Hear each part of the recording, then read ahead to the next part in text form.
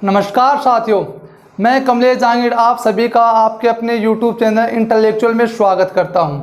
तो कैसे हैं आप सभी? उम्मीद करता हूं कि आप सभी स्वस्थ होंगे। आज हम अध्याय नंबर 2 की चर्चा करेंगे। हमने जो पहला अध्याय था वो पूर्ण रूप से कर लिया है। अध्याय नंबर 2 शुरू करने से पहले यदि आप हमारे चैनल पर पहली बार आए हो तो हमारे चैनल को सब्सक्राइब कर दीजिए, साथ में बेल आइकन भी दबा दीजिए ताकि आपको हर क्लास का वीडियो आसानी से प्राप्त हो सके और आपकी कोई भी क्लास मिस ना हो। और आज हम बात करेंगे भारत के स्वर्णिम इतिहास के बारे में। और इतिहास में सबसे पहले मौर्य वंश के बारे में क्या करेंगे, हमें चर्चा करेंगे। किसके बारे में चर्चा करेंगे? हमें मौर्य वंश के बारे में चर्चा करेंगे। तो देखिए, हम समझेंगे कि सबसे पहले मौर्य वंश की स्थापना किसने की और मौर्य वंश में हुआ क्या क्या क्या परिवर्तन हुए। चलो बिना किसी देरी की शुरुआत करते हैं मौर्य साम्राज्य के बारे में। मौर्य साम्राज्य, ठीक है। देखो, जो मौर्य साम्राज्य है उसकी स्थापना की थी चंद्रगुप्त मौर्य ने। किसने की थी? चंद्रगुप्त मौर्य ने। किसने की थी? चंद्रगुप्त मौर्य ने। अब देखो क्या क्या घटना हुई वो जानते हैं।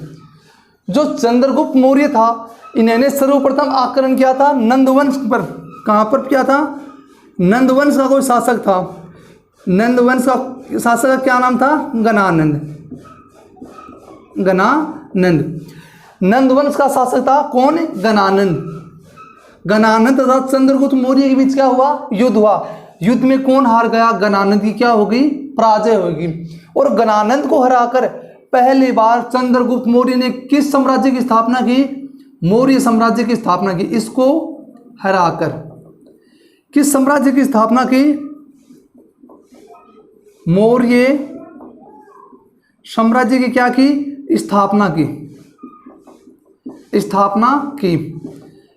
ये कब की घटना है? 322 ईसा पूर्व। 322 ईसा पूर्व। और जो काल है चंद्र मौर्य साम्राज्य का, ये आएगा 322 ईसा पूर्व से 185 ईसा पूर्व। हमने पहली बात क्या जानी कि जो चंद्रगुप्त मौर्य था उसने गणानंद को हराकर, गणानंद किस वंश से संबंधित था? नंदवंश से संबंधित था। गणानंद को हराकर पहली बार किस साम्राज्य की स्थापना की? मौर्य साम्राज्य की स्थापना की। और कौन सी, कब की? 322 ईसा पूर्व। अब देखो, इस गणानंद को हराने में जो सहयोग था वो किसने किया था? इसका सहयोग था, वो सहयोग किया था चाणक्य ने। किसने किया था? चाणक्य ने। और जो चाणक्य था वो चंद्रगुप्त मौर्य का क्या था? गुरु था। इस चंद्रगुप्त मौर्य का क्या था? गुरु था। कौन? चाणक्य। जो गणानंद को हराने में इसका सहयोग किसने किया था? सहयोग किया था इसका चाणक्य ने। और चाणक्य का मौर्य चंद्रगुप्त मौर्य से क्या संबंध था? ये चंद्रगुप्त मौर्य का क्या था? गुरु था। यानी ये चंद्रगुप्त मौर्य इसका क्या था? शिष्य था। हमने जब पहले अध्याय की शुरुआत की थी तो हमने विष्णुगुप्त और चाणक्य के बारे में पढ़ा था। तो इसके अन्य दो नाम और क्या मिलते हैं? देखो, एक तो मिलता है विष्णुगुप्त। क्या मिलता है? विष्णुगुप्त। एक नाम मिल गया इसका चाणक्य। ठीक है। हमने ये बात भी जानी थी कि विष्णुगुप्त ने प्रमुख पुस्तक लिखी थी। कौन सी पुस्तक लिखी थी? एक अर्थशास्त्र। एक पुस्तक की क्या की थी? रचना भी की थी। और पुस्तक का क्या नाम था? अर्थशास्त्र। पुस्तक का क्या नाम था? अर्थशास्त्र। और अर्थशास्त्र का संबंध किससे है? अर्थशास्त्र के संबंध की बात की जाए तो संबंध किससे है? राजनीति से। किससे इसका संबंध? राजनीति से। एक बार फिर से समझ लेते हैं कि नंदवंश के अंतिम शासक, अंतिम हो गए, नंदवंश के अंतिम शासक किसको? गणानंद को। कब? 322 ईसा पूर्व हराकर चंद्रगुप्त मौर्य ने किस साम्राज्य की स्थापना की? मौर्य साम्राज्य की क्या की? स्थापना की। किसके सहयोग से? चाणक्य या फिर विष्णुगुप्त के सहयोग से। और ये विष्णुगुप्त चंद्रगुप्त मौर्य का क्या था? गुरु था। पहली बात हमने जान ली। दूसरी बात हमने क्या जानी कि जो चंद्रगुप्त मौर्य का गुरु था कौन, विष्णुगुप्त, इसने एक प्रमुख पुस्तक भी लिखी थी और पुस्तक का क्या नाम था, अर्थशास्त्र। क्या था, अर्थशास्त्र। और अर्थशास्त्र का संबंध किससे है, राजनीति से। ये हमने चंद्रगुप्त मौर्य के बारे में पहली बात जान ली। अब देखो आगे की घटना क्या हुई, जैसे जैसे समय बीते। चलो एक बात और जान लेते हैं। ये युद्ध जीतने के बाद चाणक्य को इसने अपना क्या बना दिया, प्रधानमंत्री बना दिया। चाणक्य को अपना क्या बना दिया, प्रधानमंत्री बना लिया। कई किताबों में मुख्यमंत्री मिलता है। चाणक्य को चंद्रगुप्त मौर्य ने क्या बना दिया, अपने साम्राज्य का प्रधानमंत्री बना दिया। एक बात हमने ये जानी। इसके बाद हम एक बात और जानते हैं, वो क्या कि सेल्यूकस निकेटर के साथ इसका युद्ध हुआ। सेल्यूकस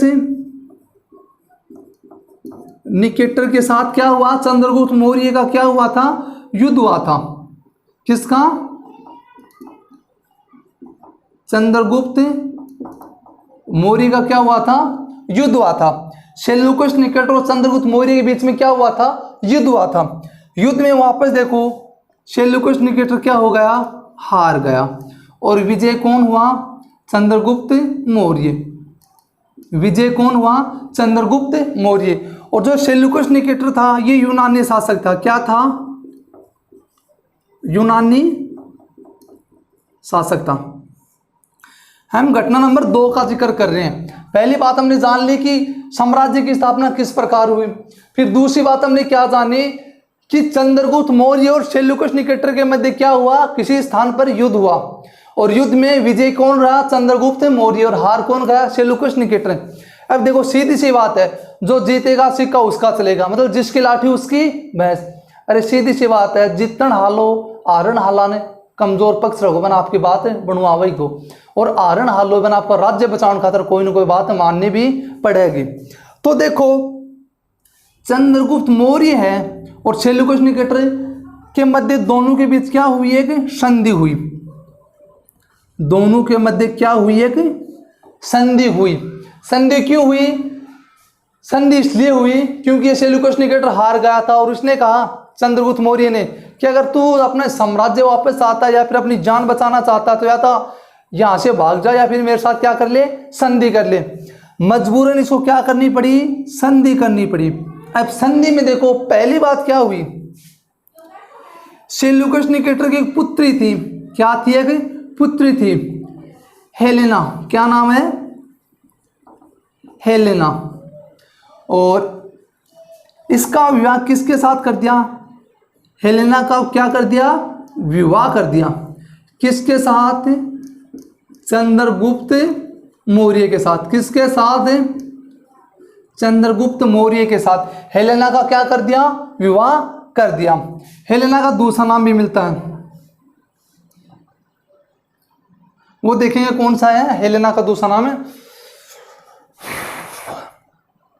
चलो अभी याद नहीं आ रहा। अपनी पुत्री, पहली शर्त क्या थी कि इसने कहा कि तेरी पुत्री का विवाह किसके साथ करवा, मेरे साथ करा। तो जो सेल्यूकस निकेटर था इसने अपनी पुत्री का विवाह किसके साथ करवा दिया, चंद्रगुप्त मौर्य के साथ करवा दिया। दूसरी बात देखो, अपने जो साम्राज्य थे उसके कुछ हिस्से, जो अपने साम्राज्य थे उसके कुछ हिस्से किसको सौंप दिए, चंद्रगुप्त मौर्य को। किसको सौंप दिए, चंद्रगुप्त मौर्य को। कौन कौन सा देखो, गांधार, अफगानिस्तान,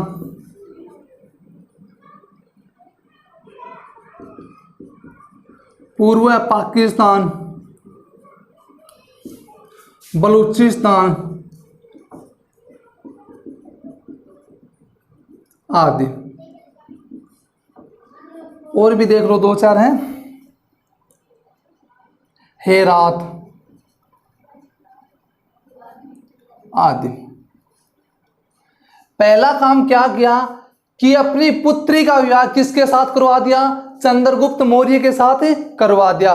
दूसरी बात हमने क्या जानी कि कुछ हिस्से, अपने राज्य के कुछ हिस्से किसको सौंप दिए, चंद्रगुप्त मौर्य को। जैसे गांधार, पाकिस्तान, पूर्व पाकिस्तान, अफगानिस्तान, बलूचिस्तान और हेरात, ये 2 हिस्से थे अपने राज्य के, किसको सौंप दिए? चंद्रगुप्त मौर्य को। और साथ में चंद्रगुप्त मौर्य ने क्या किया?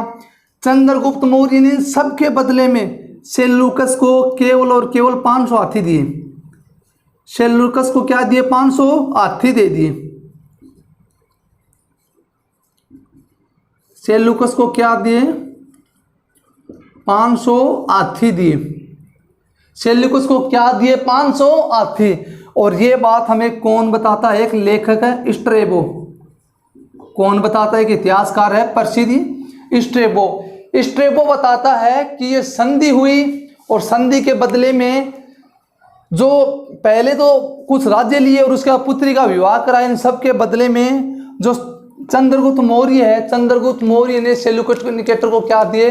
500 हाथी दे दिए। ठीक है, इतनी बात समझ में आई। देखो अब एक बात और आती है कि सेल्यूकस मतलब चंद्रगुप्त मौर्य है, इसकी इतनी हिम्मत कैसे हुई? हिम्मत का अर्थ है कि मतलब उसने राजा बनते देखो आसपास के जो इलाके थे उसको जीतना चालू कर दिया। तो ये घटना किस प्रकार हुई? तो देखो जिस वक्त चंद्रगुप्त मौर्य था उसी समय ये उत्तर पश्चिम भाग है, ये तो देखो पश्चिम आ गया, ये आ गया उत्तर। तो जो उत्तरी पश्चिमी भाग है इसमें क्या था? हिटलर शासक था। किसका शासक था? हिटलर का शासक था। लेकिन हिटलर पहली बात तो क्या था? बीमार था और अकाल मृत्यु को क्या हो गया था? प्राप्त हो गया था। हिटलर की क्या हो गई थी? मौत हो गई थी। और इसकी मौत की सूचना चंद्रगुप्त मौर्य को मिली और उत्तरी पश्चिमी इलाके में आक्रमण करने की जानकारी किसने दी? चाणक्य ने। चाणक्य ने कहा कि सबसे अच्छा मौका है कि जो उसके उत्तराधिकारी हैं, किसके उत्तराधिकारी? हिटलर के जो उत्तराधिकारी हैं अभी कमजोर हैं, क्योंकि हिटलर तो हो को नहीं, हिटलर नहीं हो को शौक लाग रहे बैंक बजों के पलटे हुए थोड़ा सा कमजोर हो रहा। तो क्या कहो कि हिटलर तो फिलहाल हाथ को नहीं है, कमजोर है, यो मौका पर क्या कर दिया? आक्रमण कर दिया। और इसी का पूरा फायदा उठाकर उत्तरी पश्चिम भाग पर चंद्रगुप्त मौर्य ने क्या किया? आक्रमण किया। और कौन से इलाके पर? खासकर ईरान पर। और क्या कर लिया? ईरान को जीत लिया। और एक प्रमुख हिस्सा कौन था? पंजाब। कौन सा था? पंजाब पर भी। कहने का मतलब यह है कि जो हिटलर के प्रमुख उत्तराधिकारी थे उनको क्या कर दिया? पराजित कर दिया। पंजाब तथा ईरान पर भी क्या कर लिया? अधिकार कर लिया। क्या कर लिया? पंजाब तथा ईरान पर भी अधिकार कर लिया। इतना समझ में आया? चलो जितना समझा उसको हम एक बार फिर से क्या करते हैं? रिपीट करते हैं। और रिपीट करने के बाद हम देखेंगे आगे की घटना। आगे की घटना के बारे में क्या करेंगे? हमें जिक्र करेंगे। अब देखो इसने दक्षिण में भी क्या किया? आक्रमण किया। मैं साइड आ लेता हूं, 2 मिनट लगेंगे मेरे को।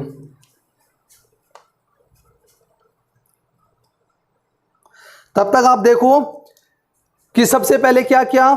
चंद्रगुप्त मौर्य ने गणानंद को हराकर क्या किया? गणानंद को हराकर मौर्य साम्राज्य की क्या की? स्थापना की। किसकी स्थापना की? मौर्य साम्राज्य की क्या की? स्थापना की। स्थापना करने के बाद सेल्यूकस निकेटर के साथ क्या किया? युद्ध किया। क्या किया? युद्ध किया।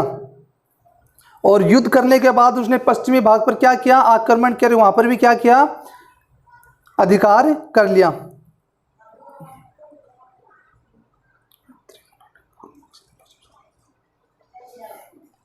ठीक है, देखो इतना हमने क्या कर लिया? समझ लिया। अब देखो जो युद्ध है ये हुआ था 305 बीसी में। किस में हुआ था? 305 बीसी में। एक बार फिर से मैं आपको समझा देता हूं। पहली बात हमने क्या जानी, चलो साथ में लिख भी लेते हैं और ये बात समझ भी लेते हैं। दोनों काम हम साथ में करेंगे, उसके बाद हम आगे का जिक्र करेंगे।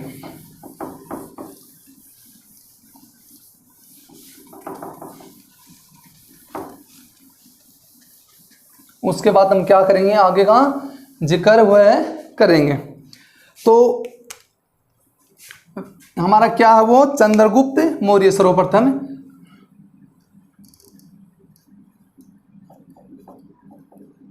चंद्रगुप्त मौर्य। देखो पहली बात हमने क्या जानी, स्थापना। पहला जो प्रमुख बिंदु था वो क्या था, स्थापना। क्या था, स्थापना। चंद्रगुप्त मौर्य ने किसकी स्थापना की थी, चंद्रगुप्त मौर्य ने किसकी स्थापना की थी, मौर्य साम्राज्य की। किसकी स्थापना की थी, मौर्य साम्राज्य की। तो देखो स्थापना किसकी की थी,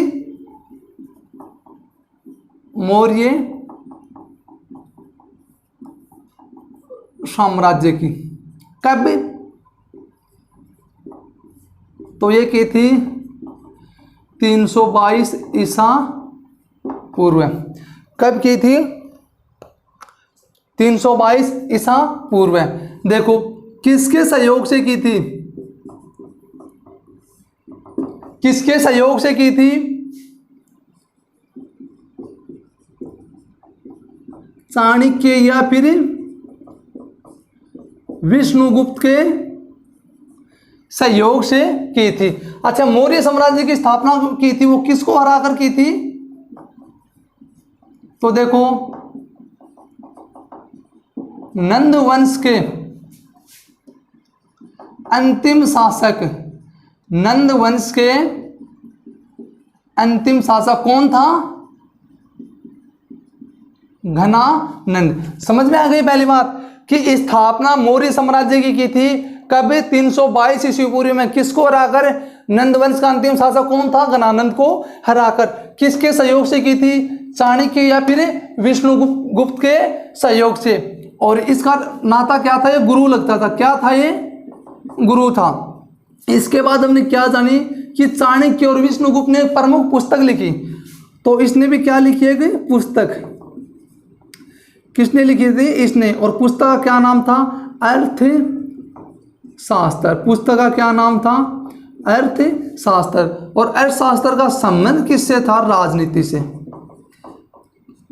इसका संबंध किससे था, राजनीति से। यह बात क्या की हमने जानी। उसके बाद हमने दूसरी बात क्या जानी कि 305 ईसा पूर्व में, 305 ईसा पूर्व में मगध के शासक, मगध के शासक कौन था, सेल्यूकस निकेटर। कौन था, सेल्यूकस निकेटर। निकेटर को हराया, हराकर संधि की, हराकर संधि की। किसको हराकर, सेल्यूकस निकेटर को हराकर क्या की, संधि की। और जो सेल्यूकस निकेटर था वो क्या था, एक यूनानी शासक था। ये सेल्यूकस निकेटर क्या था, यूनानी शासक था। ये क्या था, यूनानी शासक था। अब देखो सेल्यूकस निकेटर हार गया तो सीधी सी बात है कि जो यूनानी साम्राज्य था उसका क्या होगा, भारत से अंत होगा एक प्रकार से। तो यूनानी साम्राज्य को भारत से बाहर करने का श्रेय भी किसको जाता है, चंद्रगुप्त मौर्य को जाता है। क्यों जाता है कि उसने यूनानी शासक को कब हरा दिया था, 305 ईसा पूर्व।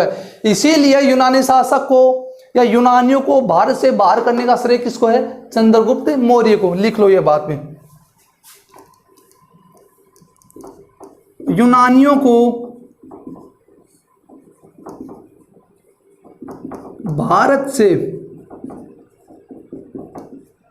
बाहर करने का श्रेय, बाहर करने का श्रेय किसको है, चंद्रगुप्त मौर्य को ही है। चंद्रगुप्त मौर्य को है। किसको है, चंद्रगुप्त मौर्य को। अब देखो इसके बाद हमने क्या जाना कि सेल्यूकस निकेटर, सेल्यूकस तथा चंद्रगुप्त के मध्य क्या हुई, चंद्रगुप्त मौर्य के मध्य क्या हुई, संधि हुई। मध्य क्या हुई, संधि हुई। संधि के अनुसार पहली बात क्या जानी हमने कि अपनी पुत्री, किसने, सेलूकस ने अपनी पुत्री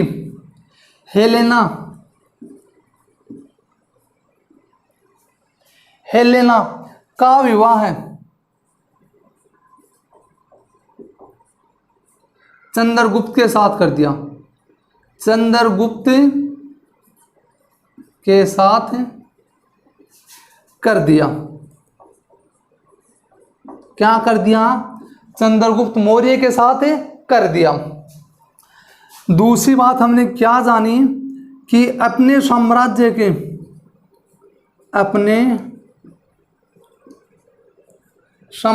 के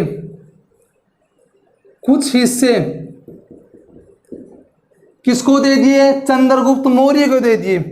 कुछ हिस्से जैसे गांधार,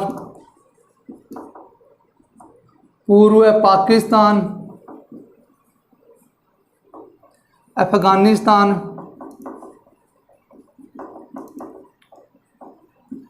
हेरात और बलूचिस्तान,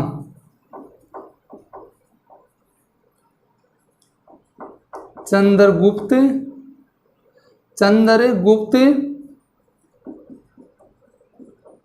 मौर्य को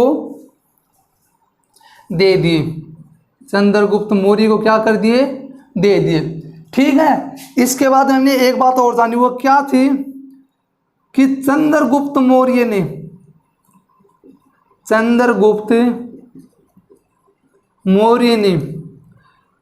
500 हाथी, इन सब के बदले क्या किए? 500 हाथी सेलूकस को प्रदान किए। सेलूकस को प्रदान किए। और ये बात हमें कौन बताता है? एक प्रसिद्ध इतिहासकार स्ट्रेबो। यह बात हमें कौन बताता है? स्ट्रेबो के अनुसार है ये बात। स्ट्रेबो ने क्या किया कि इन सब के बदले 500 हाथी चंद्रगुप्त मौर्य ने किसको दे दिए? सेलूकस निकेटर को दे दिए। जल्दी से आप नोट करो। उसके बाद हमें इसका विस्तार जानेंगे, इसका साम्राज्य का विस्तार कहाँ से कहाँ तक फैला था, और फिर इसकी मृत्यु के बारे में जानेंगे, जो श्रवण बेलगोला नाम के स्थान पर हुई थी उसके बारे में हम जानेंगे। तब तक आप जल्दी से नोट करो, आगे की चर्चा में वहीं से करेंगे।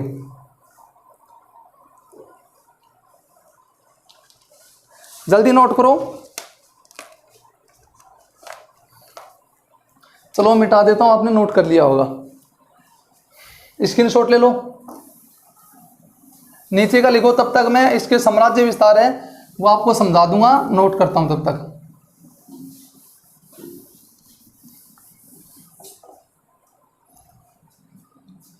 मैं 4 हिस्से बनाता हूं। उत्तर भाग, दक्षिण भाग, ये आ गया पूर्व भाग, और ये क्या आ गया?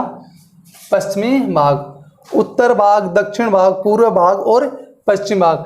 हम वो इलाके देखेंगे उत्तर भाग में इनका कौन सा प्रसिद्ध इलाका था, मतलब कहां तक इन्होंने विजय प्राप्त की, और दक्षिण भाग में इन्होंने कहां तक विजय प्राप्त की। दक्षिण में तो इसमें कर्नाटक, उत्तरी कर्नाटक, उत्तरी,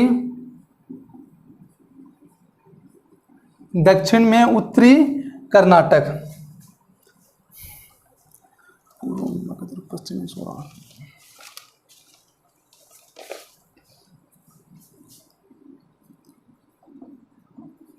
पूर्व में क्या जाएगा? मगध, और पश्चिम में क्या है? सौराष्ट्र। एक उत्तर बच गया हमारा। दक्षिण में उत्तरी कर्नाटक, पश्चिम में सौराष्ट्र, पूर्व में मगध। और यहां पर मैंने आपको क्या बताया था? ईरान आ गया था, ईरान और पंजाब। देखो हमने जिक्र किया था किसका? जो हिटलर थे, हिटलर के उत्तराधिकारियों को हराकर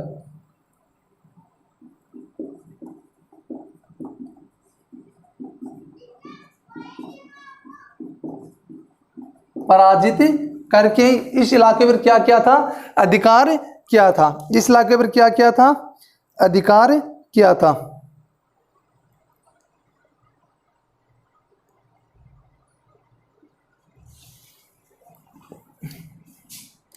चलो हम देखते हैं, आगे का जिक्र हमें करते हैं। और डेस्टर कहाँ गया? देखो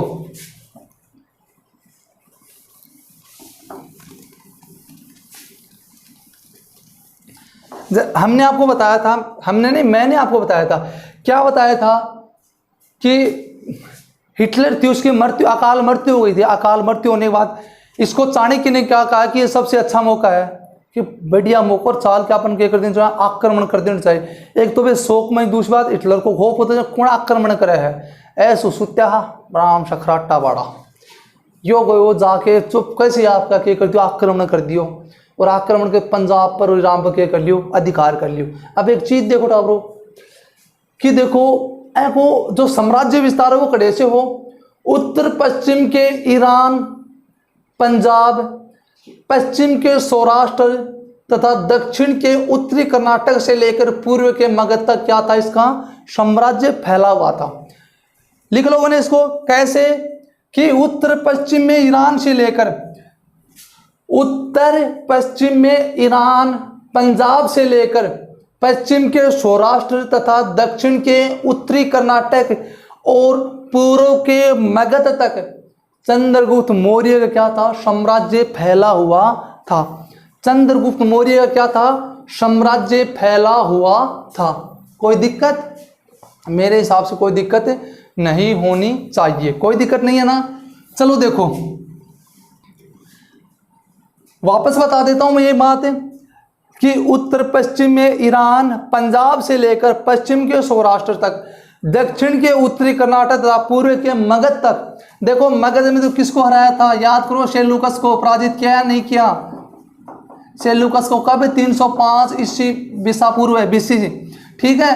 और मैंने आपको ये बता दिया हिटलर के उत्तराधिकारी थे, उनको हराकर ईरान और पंजाब पर भी क्या किया था, आक्रमण किया था। और कुछ अन्य राजा थे जिनको हराकर सौराष्ट्र और उत्तरी कर्नाटक पर क्या किया, अधिकार किया था।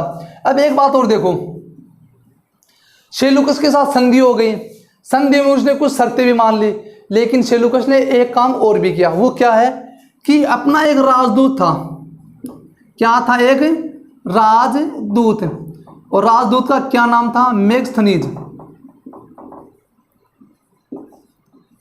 राजदूत का क्या था, नाम था मेगस्थनीज। मेगस्थनीज को क्या किया कि चंद्रगुप्त मौर्य के दरबार में भेज दिया। इसको क्या किया,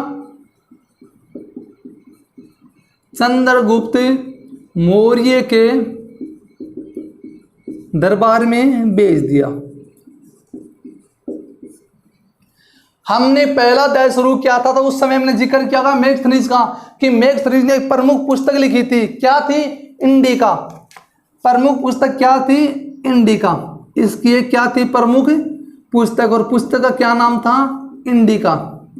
इंडिका की क्या की थी इन्होंने, रचना की थी। इंडिका की क्या की थी इन्होंने, रचना की थी।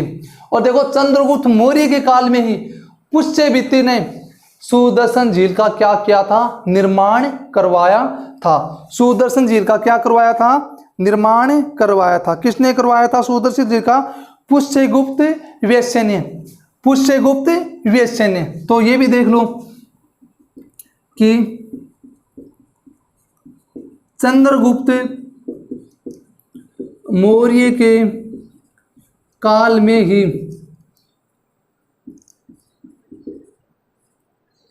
पुष्यगुप्त ने सुदर्शन झील का क्या किया था, निर्माण करवाया था, निर्माण करवाया था। वीआईपी लगा लो इस प्रश्न पर, वीआईपी। प्रश्न पूछ सकता छोटे रूप में आपसे कि सुदर्शन झील का निर्माण किसने करवाया था, तो आप क्या बता दोगे, पुष्यगुप्त ने क्या करवाया था, सुदर्शन झील का निर्माण कराया था। किस वंश में या फिर कौन से साम्राज्य में, मतलब उस समय कौन से वंश का साम्राज्य था, तो कौन सा वंश था, मौर्य साम्राज्य। ये बात आ गई इसके विस्तार की और इसके राजदूत की, चंद्रगुप्त मौर्य की कुछ प्रमुख बातें। अब बात करते हैं क्या कि इसने और क्या किया। तो देखो पहले ये किसी और ही धर्म का अनुयायी था, पालन करता था, लेकिन धीरे धीरे इसने क्या अपना लिया, बौद्ध धर्म अपना लिया। क्या अपना लिया इसने, बौद्ध धर्म अपना लिया। और बौद्ध धर्म को अपनाने कि देखो जैन भद्र सूरी से इसने बौद्ध धर्म की क्या ली, शिक्षा ली। किससे ली, जैन भद्र सूरी से। आप देखो पहले तो एक बात है कि अपने अंतिम समय में चंद्रगुप्त मौर्य ने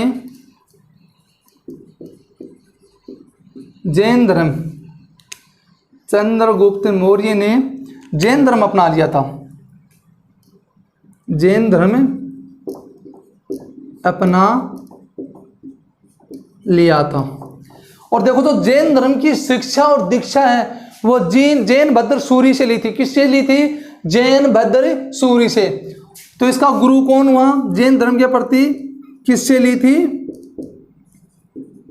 जैन भद्र सूरी से। इसने क्या ली थी, जैन धर्म की शिक्षा दीक्षा ली थी। और देखो संलेखन विधि से इसने 298 ईसा पूर्व में अपने क्या कर दिए, प्राण त्याग दिए। स्वर्ण बेलगोला जो कि कर्नाटक में स्थित है। तो देखो 298 ईसा पूर्व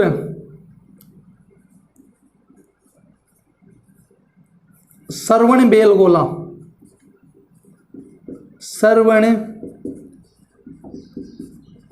बेलगोला ये कहां पर पड़ता है, मैसूर कर्नाटक। कहां पर पड़ता है, मैसूर कर्नाटक में। अपने मैसूर कर्नाटक में कौन सी विधि, संलेखन विधि से। वो बताऊंगा क्या होती है, संलेखन विधि से अपने प्राण त्याग दिए, अपने प्राण त्याग दिए।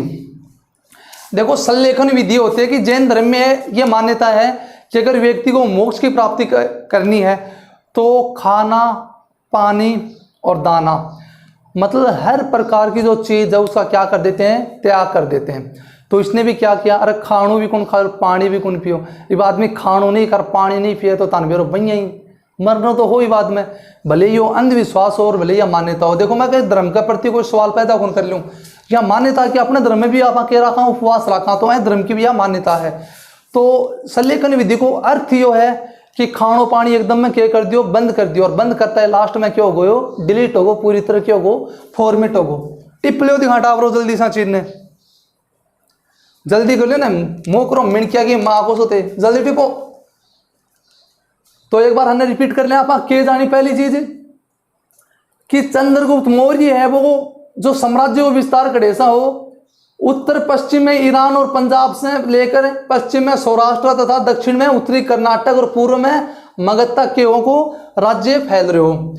दूसरी बात आप के जानिए कि सेल्यूकस निकेटर ने मेघत्री नामक राजदूत को किसके दरबार में भेजा, चंद्रगुप्त मौर्य के दरबार में भेजा। और इसने क्या लिखी, एक प्रमुख पुस्तिका जिसका क्या नाम था, इंडिका की क्या की रचना की। एक बात हमने ये जानी। दूसरी बात क्या जानी कि इसने अपने अंतिम समय में कौन सी धर्म को अपना लिया था, जैन धर्म को क्या कर लिया था, अपना लिया था। और जैन धर्म अपनाने के बाद संलेखन विधि से इसने क्या कर दिया, अपने प्राण त्याग दिए। और जो जैन धर्म की शिक्षा है वो कहां से ली थी, इसने जैन भद्र सूरी से ली थी। और एक बात हमने क्या जानी कि जो सुदर्शन जेल का निर्माण है वो पुष्यगुप्त ने करवाया था। किसके काल में, चंद्रगुप्त मौर्य के काल में करवाया था। इसके बाद हम पढ़ेंगे बिंदुसार और अशोक। तो चलो बात करते हैं हमें बिंदुसार की। अगर कुछ बच गया तो आप कमेंट में बता देना कि ऐसा कुछ लगा हो कि मौर्य साम्राज्य में या चंद्रगुप्त मौर्य से संबंधित कुछ नया बताया हो तो बता देना। देखो जो विदेशी राजदूत वगैरह है उनका नाम जरूर याद रखना। अब देखो बिंदुसार कौन आएगा, बिंदुसार 298 से 272 ईसा पूर्व।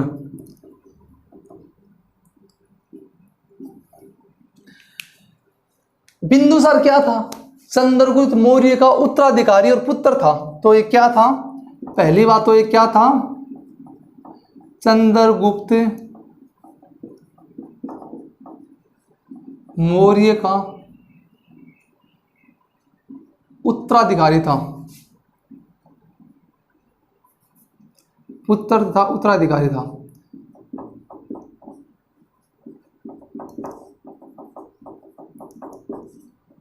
उत्तराधिकारी था। देखो बिंदुसार में ज्यादा महत्वपूर्ण कुछ भी नहीं है, हमें एक ही बात तो ये याद रखनी है, बिंदुसार में किसके काल में? तक्षशिला में 2 विद्रोह हुए थे। पहली बार इसने अशोक को भेजा और दूसरी बार सुसीम को, जो तक्षशिला में विद्रोह थे उनको दबाने के लिए भेजे थे। अब ये होता कि विद्रोह क्यों हुई, तो वहाँ के जो प्रमुख अधिकारी थे उनमें आपस में असंतोष की भावना फैल गई थी, किसी बात को लेकर मतभेद होने लगा था, और इसी मतभेद के चलते वहाँ पर क्या हुए थे? विद्रोह हुए थे। और इन विद्रोह को दबाने के लिए पहले अशोक को भेजा, उसके बाद सुसीम, या फिर सुसीम का दूसरा नाम मिलता सुमन, उसको क्या किया? भेजा। पहली बात हमने ये जानी। दूसरी बात हमने क्या जानी कि यूनानी शासक एंटियोकस एक राजदूत भेजा था एंटियोकस प्रथम ने, डायमेकस नाम का।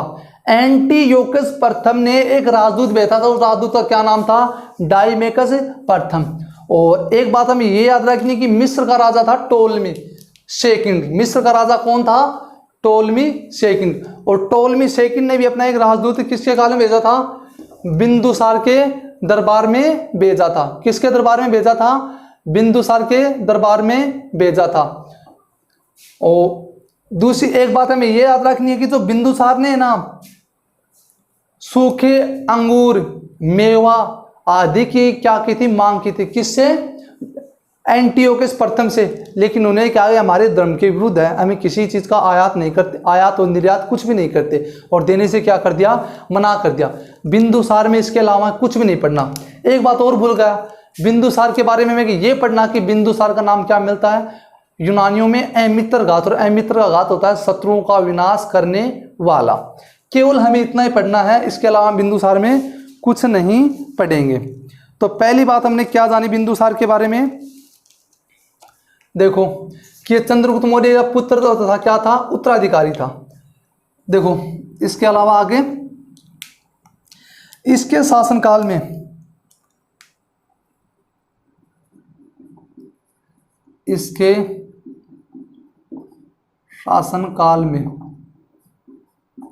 तक्षशिला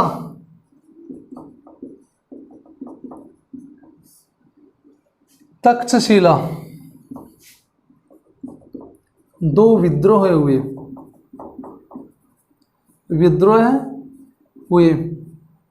जिनको दबाने के लिए,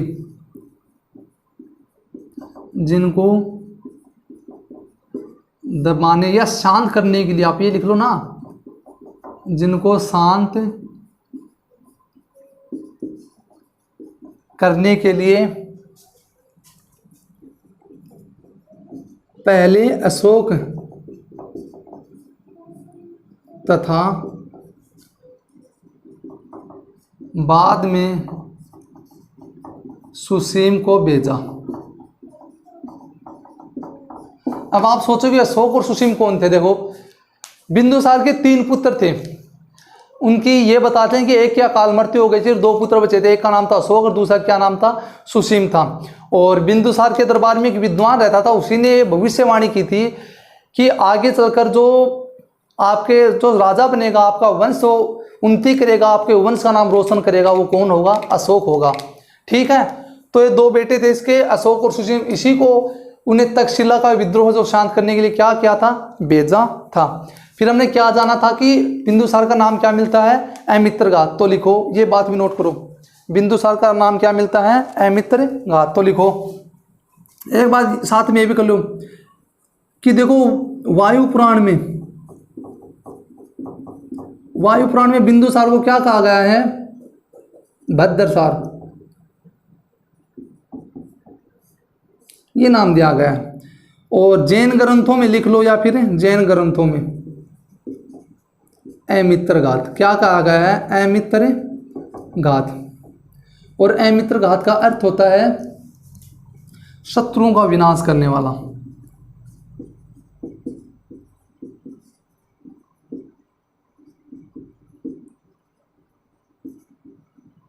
विनाश करने वाला। और यूनानी शासकों ने इसे शी शेन कहा। यूनानी शासकों ने क्या कहा है? शी है शेन। शी शेर के अर्थ होता है कि शेर के समान शक्ति। क्या होता है? शेर के समान शक्ति।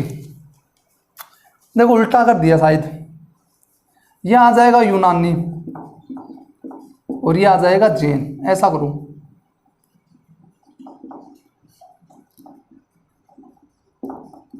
ये था हमारा बिंदुसार। ओ भूल गए दो चार बात।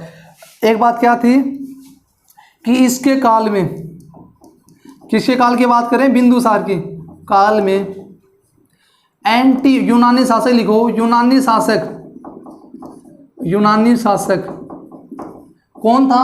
एंटियोकस प्रथम। कौन था? एंटियोकस प्रथम। एंटियोकस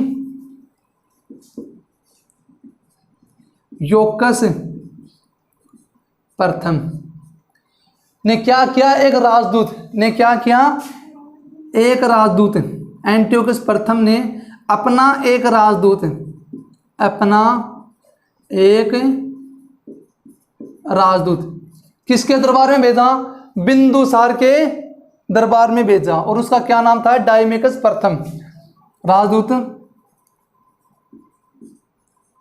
डायमेकस प्रथम बिंदुसार के दरबार में भेजा। बिंदुसार के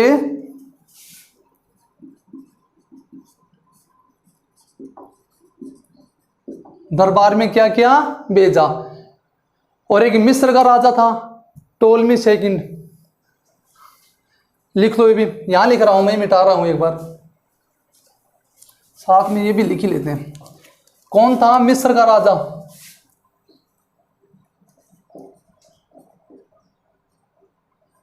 मिस्र का राजा कौन था? टोलमी द्वितीय। कहां जा रहा? ये लिखो, मिस्र का राजा टोलमी सेकंड ने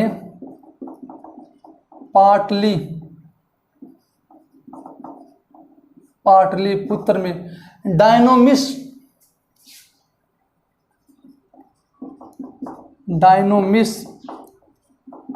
नाम का राजदूत बिंदुसार के पास भेजा, दरबार भेजा। बिंदुसार के दरबार में भेजा। ठीक है, ये हो गया हमारा बिंदुसार पूरा। इसके बाद में शासक कौन बनेगा? अशोक। तो चलो देखते हैं अशोक के बारे में। आप स्क्रीनशॉट ले लो जल्दी।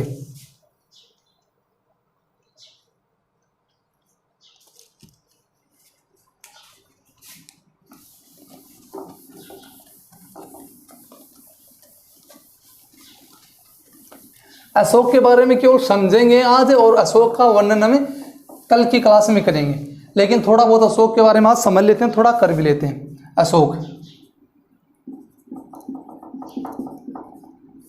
इसका कार्यकाल है देखो 269 BC से 232 BC, और आपको ये भी मिल जाएगा 272 से 232 BC।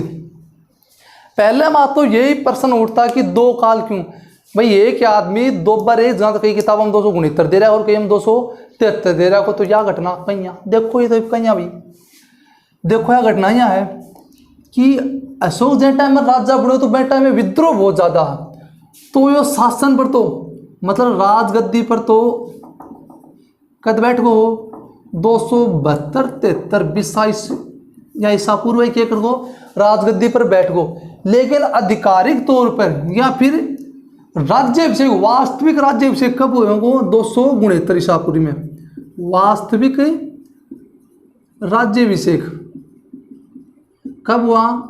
269 BC या फिर ईसा पूर्व। समझ में आ गए कि 272 क्यों और 269 क्यों, यानी कब? 4 साल अंतराल बाद क्यों हो राज्याभिषेक हुए। अब देखो हमने पहले पाठ का जब अध्ययन किया था तब हमने 2-3 बात जानी थी। हमने अशोक के शिलालेख पढ़े थे और अशोक के शिलालेखों में हमने क्या जाना था कि 2 शिलालेख हैं, एक का नाम है मास्की और दूसरा क्या नाम है गुजरा। कि मास्की और गुजरा अभिलेख में अशोक का नाम क्या मिलता है, अशोक मिलता है। कि मास्की और गुजरा अभिलेख में अशोक का नाम क्या मिलता है, अशोक मिलता है। देखो गिरनार अभिलेख में अशोक को अलग अलग मिलता है, जैसे मास्की और गुजरा अभिलेख में अशोक का नाम क्या मिल गया, अशोक मिल गया।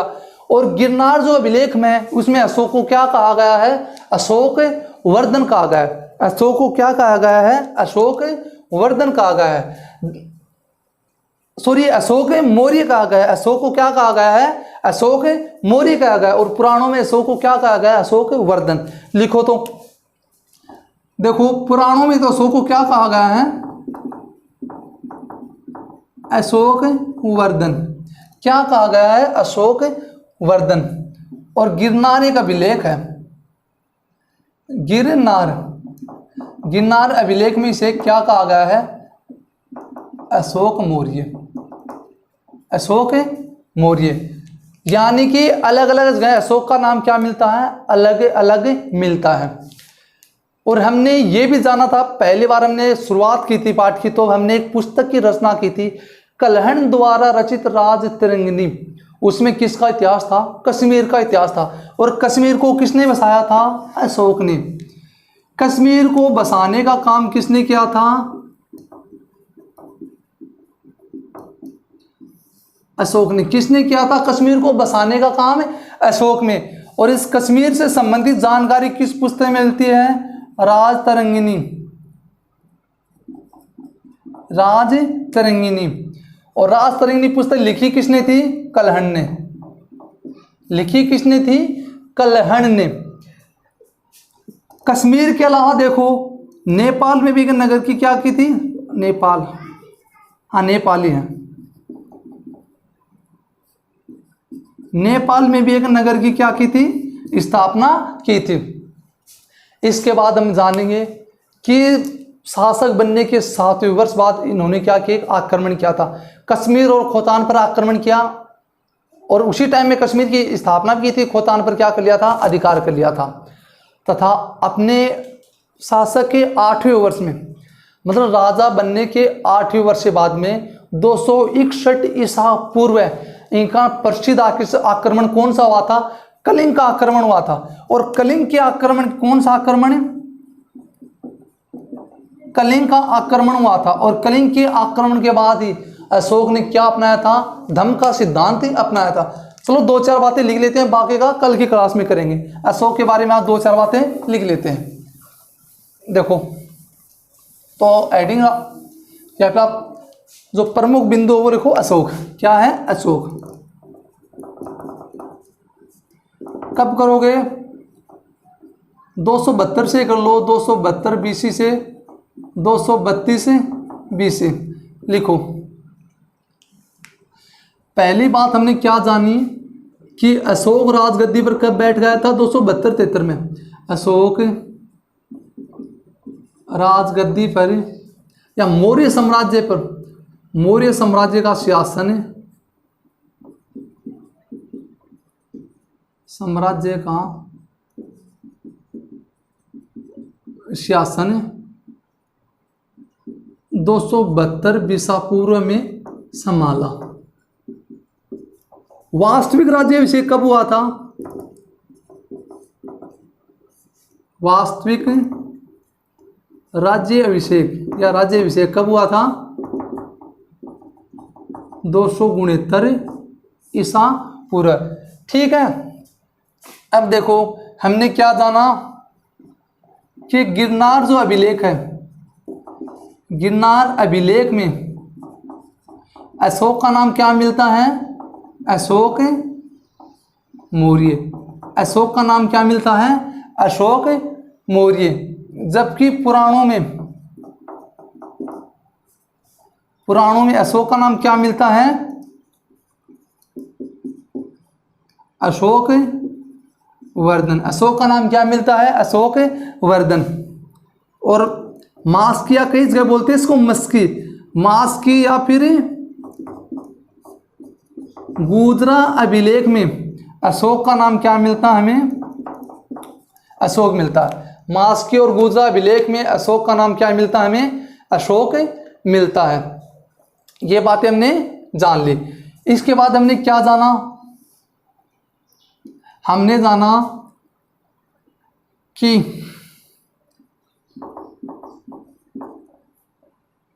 कश्मीर की स्थापना किसने की थी? स्थापना अशोक ने की। कश्मीर की स्थापना अशोक ने की। कश्मीर के साथ देखो एक अलग नगर बसाया, ललितन नगर, ललितन पट्टी बोल सकते हैं। ये कहाँ पर था? नेपाल में। और इसकी स्थापना भी किसने करवाई थी? अशोक ने करवाई थी। इन दोनों बातों की जानकारी हमें किसके द्वारा मिलती है? कल्हण द्वारा रचित किस पुस्तक में? राजतरंगिणी में। किस पुस्तक में? राजतरंगिणी में। क्या जानकारी मिलती है कि कश्मीर और ललितन पट्टी या ललितन नगर की स्थापना, ये नेपाल कन्फर्म है, शायद आप कल देखकर बता दूंगा कन्फर्म या नहीं है। एक बार आप ललितन पट्टी कर लो कि स्थापना भी किसने की थी? अशोक ने ही की थी। ये बात हमने जानी। आप ये भी देखो, उसके बाद एक बात हमने और भी जानी कि राजा बनने के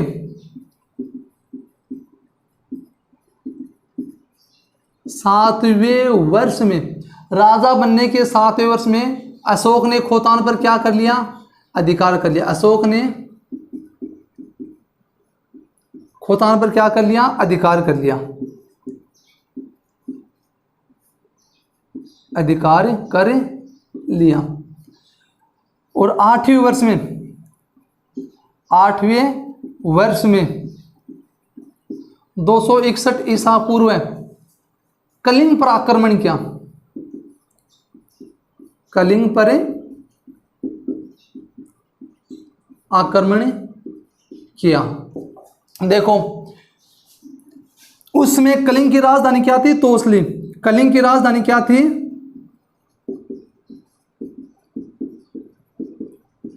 तोसली। बाकी की क्लास में हम जो आगे क्लास होगी उसका जिक्र हम फिर करेंगे। देखो मैं बता देता हूँ थोड़ी बहुत घटना की। कलिंग के युद्ध में बहुत ज़्यादा नरसंहार हुआ था। कम से कम 1 लाख लोग मारे गए थे, 1.5 लाख लोग घायल हो गए थे। को जो सेनापति हो अशोक, तो आपका लड़ाई को हुक्म दे कि जाके बैठो। अशोक को सेनापति देखो तो पसीना से थर हो, सोचो बहुत भारी गलती हो गया। तो भाग्य अशोक कन गो और राजा जी कर लिया के हो। बोला आप कलिंग ने जीत लियो बाबा, क्या कमान। बोले आओ ले गो रणभूमि में जा गए। अशोक भी देखे तो अशोक में धरती चारों तरफ घूमने लागे। बोले कया महाराज क्यों हो? चक्कर आऊँ ही गए? बोले यार चक्कर तो आ रहे हैं। बोले करियो के जा? तो बोल देख लो तारो लाल लछापन कढ़े सा कट्ठे पुछा दियो। तो अशोक यार गलती तो बड़ी भारी होगी, ये मैं को पश्चात कहीं करियो जा। देखियो तो आसपास मतलब खुन्ना से तो जमीन लाल हो रही बहुत ज़्यादा। अशोक का मन में इतनी ज़बरदस्त गलानी हुई कि बैठ टाइम में वो हथियार हाथ वो नीचा गिर दिया और कसम ले ली उस वक्त उसने कि आज के बाद मैं कभी युद्ध नहीं लड़ूंगा। और कलिंग युद्ध बाद में अशोक ने क्या कर लिया? धम्म की जो अवधारणा उसका क्या किया? प्रतिपादन किया। कौन सी अवधारणा का प्रतिपादन किया? धम्म की अवधारणा का प्रतिपादन किया। अब बात सुन लो, आज की क्लास हम आगे की क्लास का जिक्र कल करेंगे। आज की क्लास हम यही समाप्त करते हैं। घर पर रहे, सावधान रहे, सुरक्षित रहे, अपना तथा अपने घर वालों का ख्याल रखें। जय।